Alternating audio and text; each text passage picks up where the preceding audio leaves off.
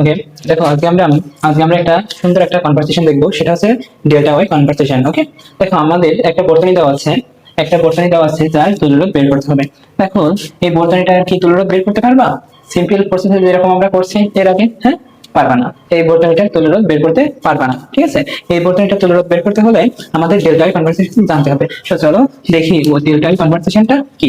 দেখো delta Y কনভারসেশনটা হচ্ছে, ধরি কোনো ডেল্টা আকারের বর্তনী, ঠিক আছে, ডেল্টা স্ট্রাকচারের বর্তনী। দেখো তো এই বর্তনীটার দিকে খেয়াল করো, এইটা মানে কি ডেল্টা স্ট্রাকচার আছে, হ্যাঁ, ডেল্টা স্ট্রাকচার আছে না, হ্যাঁ আছে। তাহলে এই ডেল্টা স্ট্রাকচার থেকে আমরা ওয়াই স্ট্রাকচারে কনভার্ট করবো। কেমন? দেখো এই স্ট্রাকচার, দেখো তো এ কেমন একটা উল্টো ওয়াইয়ের মতো না? দেখো তো এইটাকে এই স্ট্রাকচারটাকে যদি আমি ঘুরাই দিই তাহলে কেমন আসে? এরকম আসে, রাইট? এরকম আসে। তাহলে কি এটাকে আমরা ওয়াই বলতে পারি না?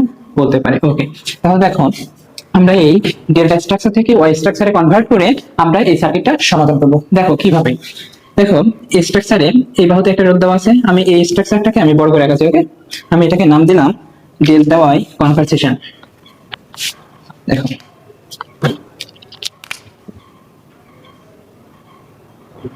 এই ডেল্টা থেকে কি করব? ওয়াই স্ট্রাকচার করব। ওকে, ডেল্টা থেকে ওয়াই স্ট্রাকচার করব। এখন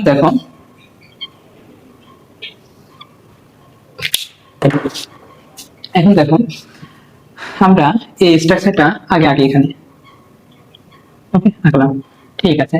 এখন দেখো এটাকে আমি নাম দিলাম আর এ, রোধটার নাম দিলাম আর এ, এই রোধটার নাম দিলাম আর বি, এন্ড এই রোধটার নাম দিলাম কি আর সি। ওকে, এখন দেখো এই স্ট্রাকচারটাকে যদি ওয়াই স্ট্রাকচারে কনভার্ট করি, দেখো এর ভিতরে আমি ওয়াই স্ট্রাকচারটা রাখলাম। এখন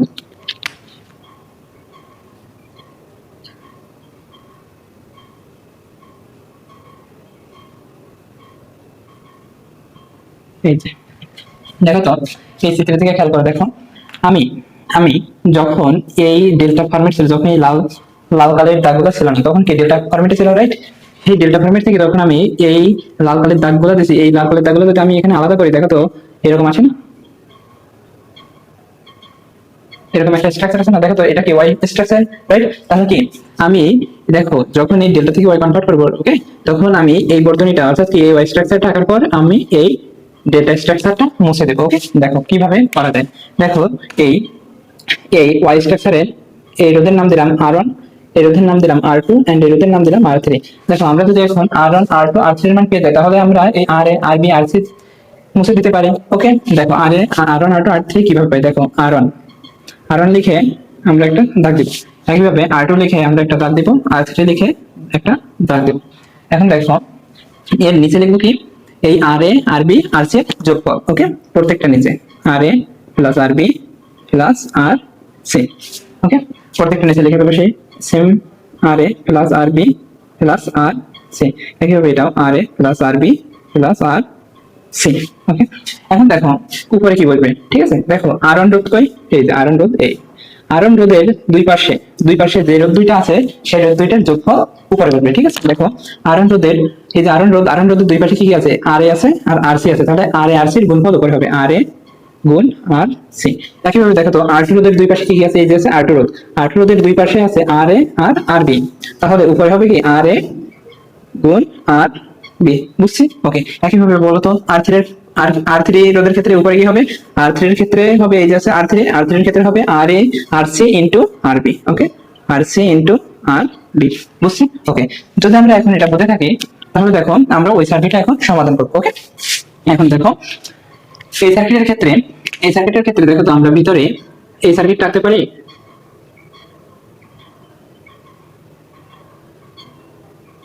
এই যে এরকম সার্কিটটা আঁকতে পারি, ঠিক এর সাপেক্ষে আমরা ওইটা আঁকতে পারি, বলুন পারি।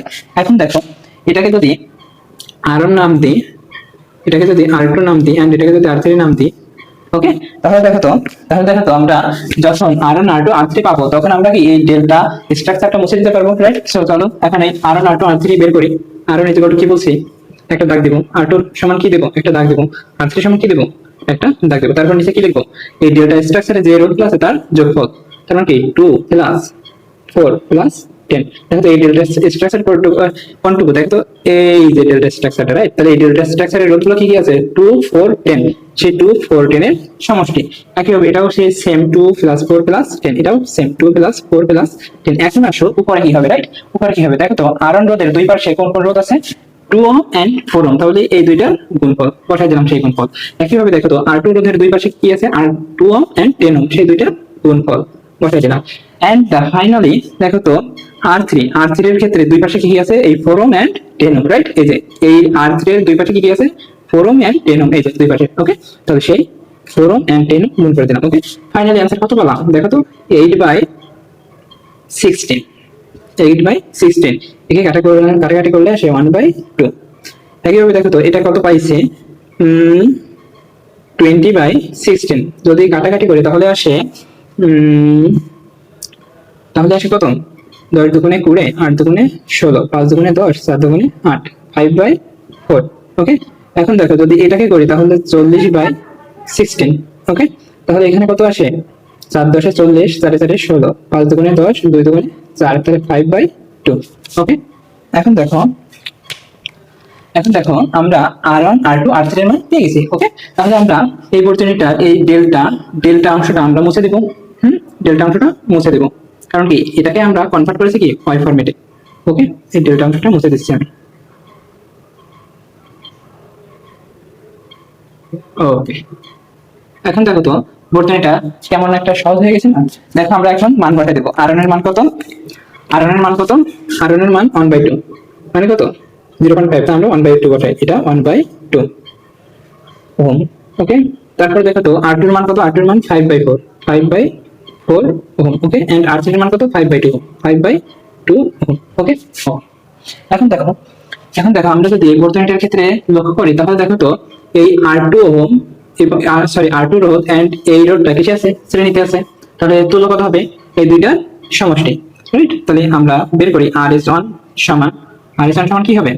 5/4 প্লাস 8 কত হবে? 4 5 প্লাস 32 সমান কত আসে?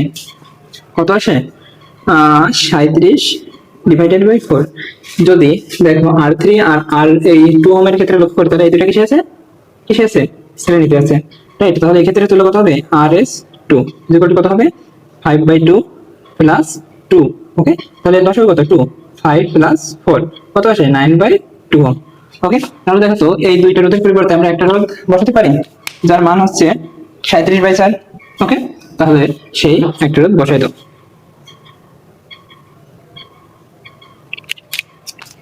সেই একটা রোধ বসাই দাও 37/4। ওকে, এন্ড এই দুইটা রোধের পরিবর্তে আমরা একটা রোধ বসাতে পারি যার মান কত?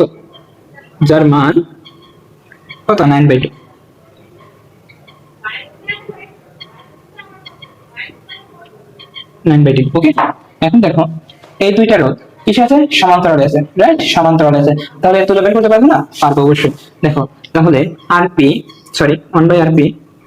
1/rp সমান কত হবে? 1 একটা 1 প্লাস 1 আরেকটা 1 একটা কত? 37/4 প্লাস 1 আরেকটা কত? 9/2। এটাকে ক্যালকুলেশন করলে আসে 4/37 প্লাস 2/9। ওকে, ক্যালকুলেশন করলে কত আসে? এটা এখানে করতেছি। ওকে, বা 1/rp সমান কত? 110 ডিভাইডেড বাই কত? 333, বা rp ইজ ইকুয়াল টু কত আসে? rp is equal to 1 divided by answer. Okay, 1 divided by answer সমান কত আসে? যদি দশমিকে দেই 3.027 এরকম আসে। ওকে, এরকম আসে। তার মানে rp যদি এইটা পাই, দেখো তো এই দুইটার পরিবর্তে আমরা যেটা ব্যবহার করব তার মান কত? তার মান হচ্ছে 3.027। দেখো তো সেই মানটা বসাই দিই 3.027। ওকে, এবার বলো এই রোডটা এন্ড এই রোডটা কিছু আছে? শ্রেণীতে আছে। ফাইনালি তুল্য কত হবে? RS সমান 1/2 প্লাস 3.027। 1/2 সমান কত? 0.05 প্লাস 3.027। ফাইনালি কত আসে? 3.527 ওহম। এন্ড এটাই হচ্ছে কি ফাইনাল অ্যানসার। ওকে, দেখো তাহলে আমরা এই বর্তনীটা আমরা এইভাবে সলভ করব। ওকে।